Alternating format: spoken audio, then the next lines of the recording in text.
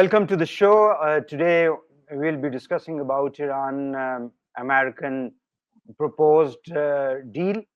Yesterday, in fact, people were expecting that the American president is going to announce something after holding a very serious and a very long meeting in the Situation Room with his advisors, but nothing came out. Today, I have Mr. Hassan Khan, senior journalist and an expert.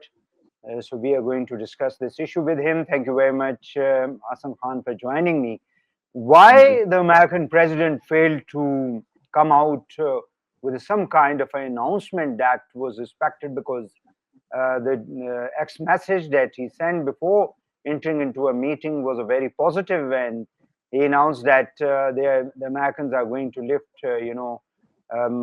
blockade from the Strait of Hormuz. Thank you very much. Waheed, yes, that statement on his Truth Social was a very much promising one, where he even said that, especially to those ships whose crew were stranded for a long time, that now you go home, meet your wives, meet your parents and your relatives, and convey your favorite president greetings to them. So he was so upbeat. But you rightly said that when he entered the situation room, where he said that now I'm going to the situation room and we will take a decision. But I think there are too many. We need not to look into the situation from President Trump perspective. He is very much a mercurial sort of a person who just on a knee-jerk reaction, he is very prone to issuing such statement. And I think after some time, those statements just, I think, go off the screen and nobody take care. Like the day before yesterday, or two days before it was, when he said that the agreement with Iran that was linked with the Abraham Accord. But after 2 or 3 days, there nobody is talking about that Abraham Accords, whether that is still linked to the agreement with Iran or not. So I think in the situation room, there are too many who are not happy with the decision, with this agreement, where Israel is completely left out. And there are also rumors.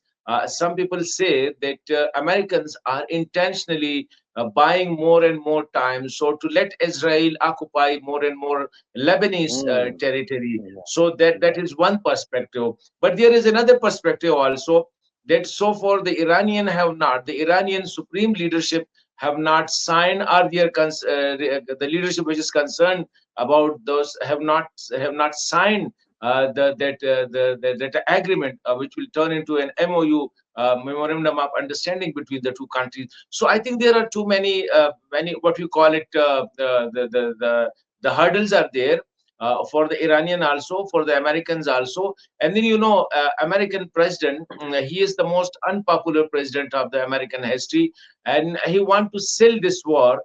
He want to sell this agreement and to jack up his popularity. So I think for American administrations too, it is not that easy to just, I think, go for and announce that this agreement, this is a win-win situation. So I think for Pakistan, Isagdar, the deputy prime minister, he is there, and they are struggling hard. Pakistan is, I think, as so far is going well, struggling hard to create a win-win situation where the president can, I think, happily announce to the American people that, look, I have done it, and I have done it better than Obama, which is his dream.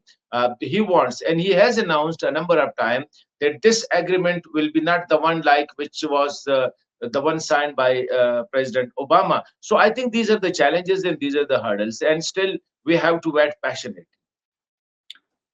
Mr. Trump is, he is unpredictable kind of individual, and whatever statements even you were referring to Abraham Accord, I think that every day he give a statement on the X or other social media. He looks like more like a social media influencer instead of behaving like a president of a powerful, the most powerful country in the world. And because every time we see that he takes a kind of a U-turn, Do you think that, as you were referring, that the Americans and those people who were, sitting in the situation room where the situation was not conducive enough for the entire, participants, that the Israeli influences is still functioning, while the American president or some of his people, those who want to come out of this war, their voice is not that much strong enough to leave the president to take, a final decision. I think you're right. Yes, there is a strong, what you call it, a Jewish lobby, which not only in the Congress or in the Senate or in the White House or in the Pentagon. This also, I think, existed almost in every political party of the American in America. So that is a big issue, and already the Israeli lobby that famous Senator Lindsey. He was just so quick in calling the Senate that committee meeting when there was just a statement about Pakistan in the CBS. So he called the Senate meeting and he tried to what you call it, just Roger Pakistan. That Pakistan is not a serious negotiator, is not a reliable negotiator. So definitely, one is the Israeli lobby, which is trying to influence President Trump. And you rightly said, he's very mercurial, he's very much unpredictable. He is unlike a president of a power, of a superpower, and that's the reason that sometimes he just looks to be a clown, and people don't take him serious. So there are. It's not only the Jewish lobby. There is an anti-war lobby also, which was opposing President Trump opting for this war. And now that lobby is also pressuring President Trump that, look, when we were telling you not to go to a war, look what you are returning with. You are a defeated president. America has lost the war. America has lost the war. The reason that for the objectives for which Americans were there, which American attacked Iran, those objectives have not been met so far. And now they're just asking for an issue which was not existed before the war, and that was the Strait of Hormuz. Now the Americans are stressing more on the opening of Strait of Hormuz, and the Strait of Hormuz issues was nowhere when American launched attacks against Iran. They neither succeeded in changing the regime, which they were told. President Trump was told that it is a matter of a week, and that the entire Iranian people will be up against the regime. And when we go there, we will decimate the senior leadership. So there will be a regime, a government of our choosing. So they failed in it. The war objectives are not met. And then there is another lobby, especially that is the Democrat. They are there are successive surveys in America, which are against the war, which were against this war, and criticizing the American president, especially President Trump. So President Trump at the moment is under severe pressure, I think, from these lobbies, and the most powerful one is this the Israeli lobby. So definitely, I think it will be too difficult for President Trump to take a decision where he is surrounded by people like the defense minister, who is drumming the war beat all the time, and he looks to be more in favor of war, more in favor of continuing the war than going for a peace for a peace agreement. I agree. I agree. You're right. I think that whatever time is being taken to finalize uh, the document or the file which has been exchanged by the Iranians as well as the Americans, it is only the concern of the Israelis. And you were right in when you were answering the first question that Israelis are buying the time to capture maximum space of the Lebanese. It is being said by the Middle Eastern media, even the Western media, that more than 20% land has already been occupied by the Israelis, which they call it a buffer zone.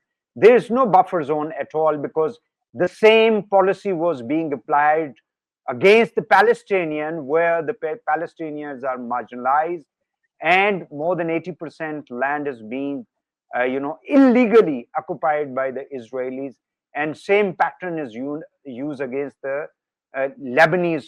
So do you think that, do you agree with this argument that the Americans and the Israelis and maybe some other, their friends, they are trying to weaken the Hezbollah in Lebanon, and maybe that the talks which are going on between the Israelis and the Lebanese government, that must have some kind of a agreement that they should keep on, on one side they should keep on talking, and on the other side, under a weak kind of a ceasefire, the Israeli will keep on killing the civilians in Lebanon, keep on occupying the land just to marginalize the Hezbollah over there.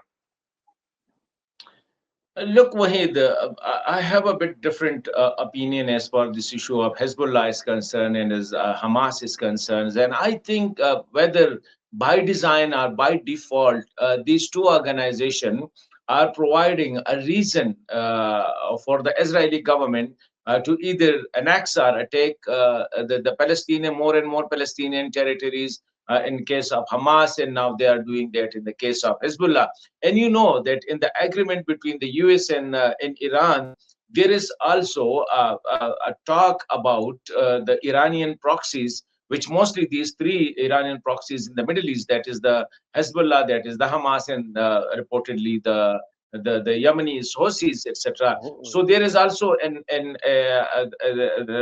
article where this issue will be also discussed for a permanent peaceful Middle East or Gulf region, because the Gulf countries have that concern that Iran is using its proxies to destabilize the Gulf country.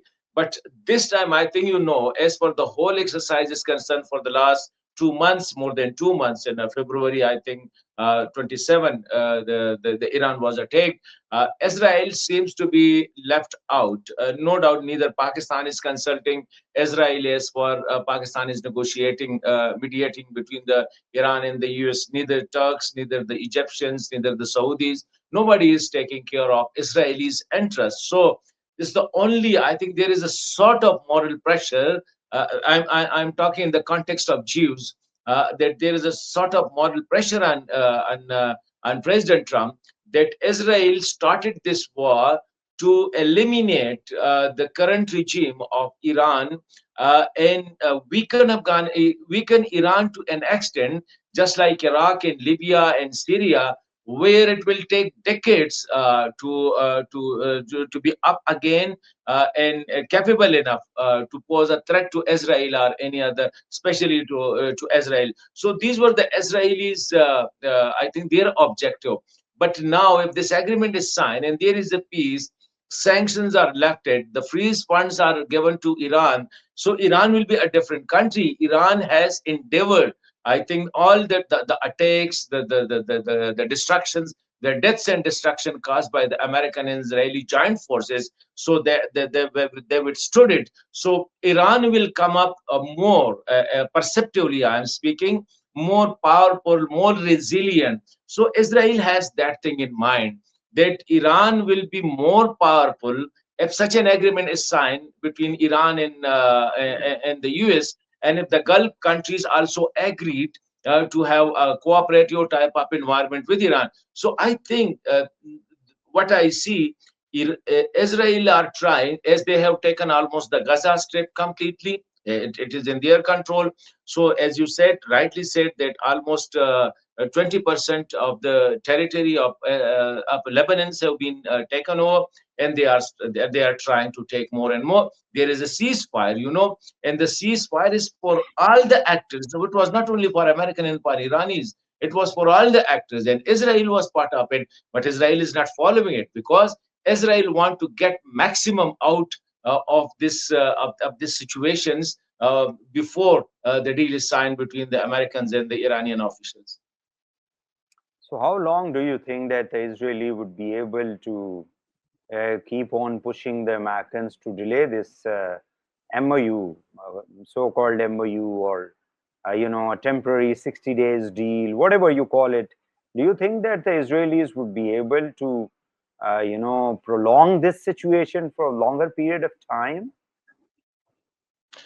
Look, I think it is for the Gulf and the Middle Eastern countries to think. If you ask me about my personal opinion and looking at the history of Israel and the Gulf region, I don't think so that if there is an agreement between the Americans and the Iranis, Israel will be stopped to annexing more and more territories from Lebanon's or from Palestinian, etc. They will continue doing that until and unless I think these countries take such become so much they become capable of defending themselves. At the moment, there is no country in the Gulf region, especially the whether it is Syria. They are taking more and more territory from Syria, from Egypt, the Israel, from Palestinian, and from Lebanese.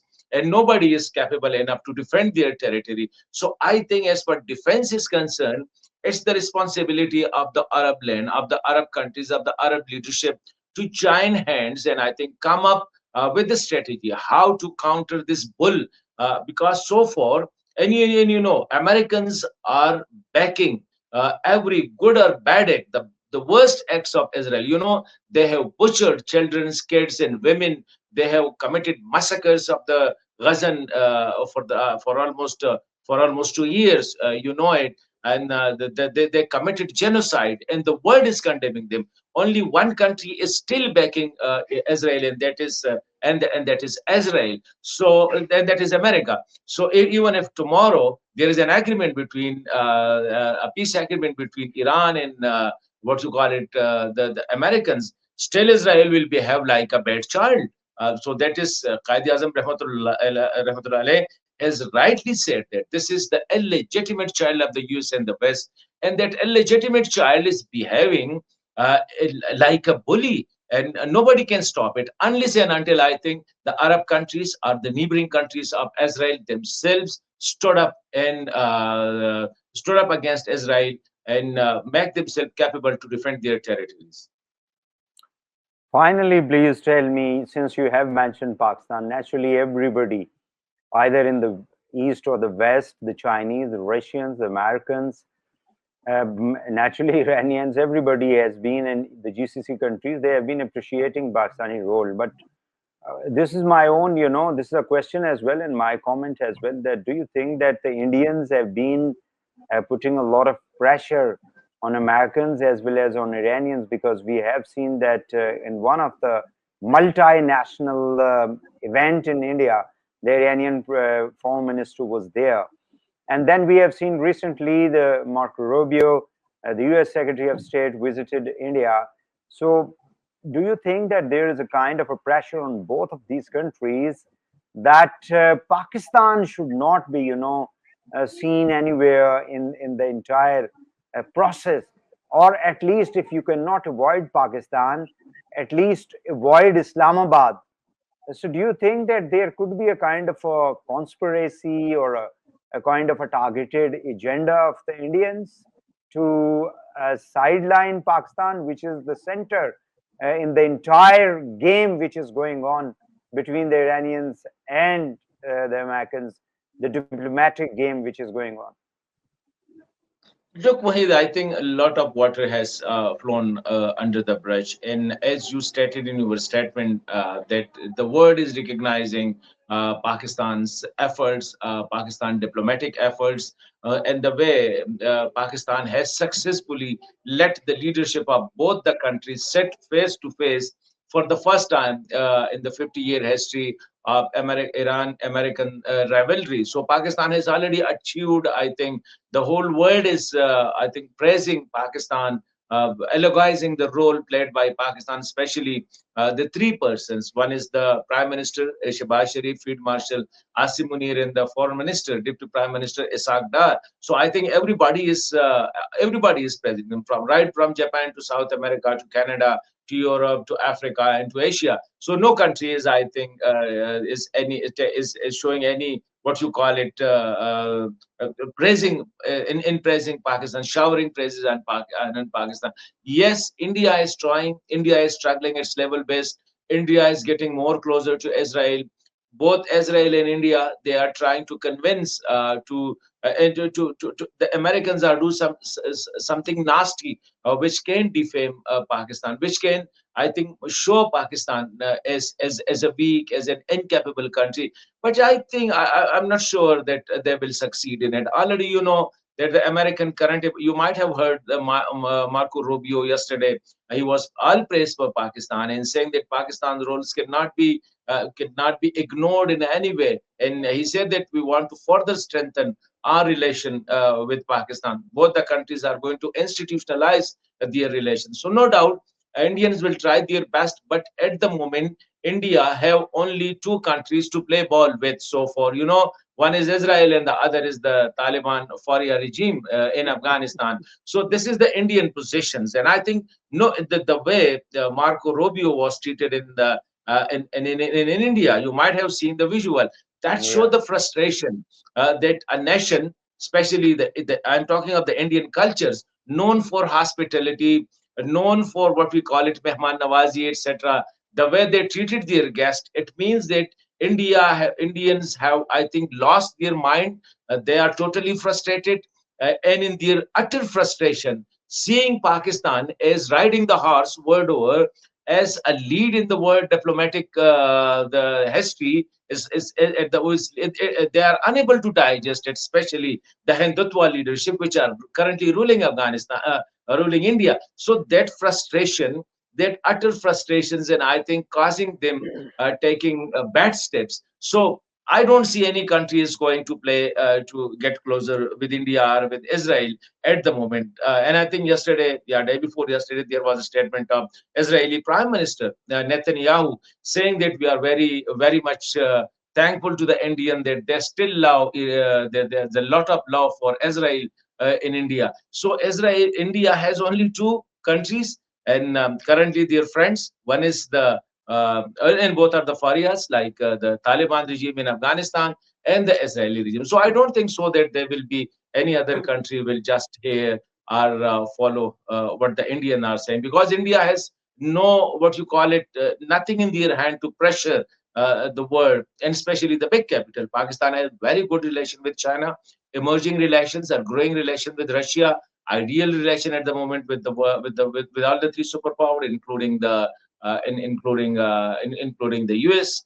Have very good relation with the Middle East, with the Gulf countries, except UAE. And I think UAE too is not that bad. We have historically UAE and Pakistan were having a very good relations. UAE has a lot of investment in the past in Pakistan. They are still doing it. So there is a bad page, and I think we will pass that bad that what you call it, the bad page. So I think I don't have any fear in my mind that India will succeed in marginalizing or sidelining Pakistan from a project which has been initiated by Pakistan, which has been completed by Pakistan, which will be definitely exhumated by Pakistan. Thank you very much, Hassan Khan, senior journalist, for joining me. It has all been a pleasure having you on my show. Thank you very much.